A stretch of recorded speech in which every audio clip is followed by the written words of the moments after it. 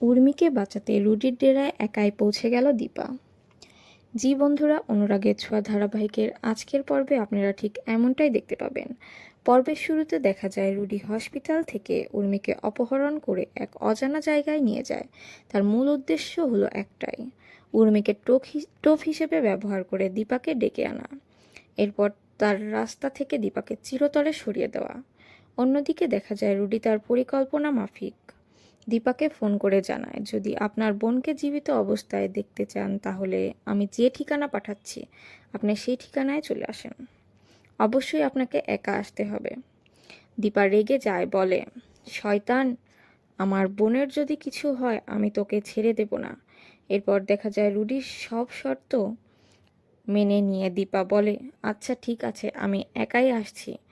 দীপা হসপিটালের সবাইকে উপেক্ষা করে একাই সেই ঠিকানার উদ্দেশ্যে বের হয়ে যায়। সবাই তাকে আটকানোর চেষ্টা করলেও দীপা কারো কোনো কথা শুনে না। রুডির দেওয়া ঠিকানায় পৌঁছে দীপা প্রথমে কাউকে দেখতে পায় না।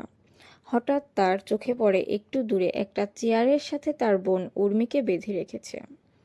দীপা ছুটে গিয়ে উর্মির সামনে বসে পড়ে। সে কাঁদতে কাঁদতে উর্মির মাথায় হাত বুলিয়ে দেয়। ঠিক সেই মুহূর্তে আড়াল থেকে বেরিয়ে আসে কুন্দলা এবং রুডি। আসলে তারা এতক্ষণ লুকিয়ে এটাই দেখছিল যে দীপা একা এসেছে নাকি অন্য কারোকে নিয়ে এসেছে। দীপাকে একা দেখে রুডি অট্টহাসিতে ফেটে পড়ে এবং বলে, এখন আপনাকে কে বাঁচাবে শাশুড়ি মা? কিন্তু দীপা ভয় না পেয়ে বলে, তুই যে জঘন্য অপরাধ করেছিস তার জন্য উপযুক্ত শাস্তি আমি তোকে দেব। তো বন্ধুরা, এবার কি হতে চলেছে? দীপা কি পারবে রুডির ডেরা থেকে উর্মিকে উদ্ধার করতে? কি মনে হয় আপনাদের? কমেন্ট করে জানাতে ভুলবেন না।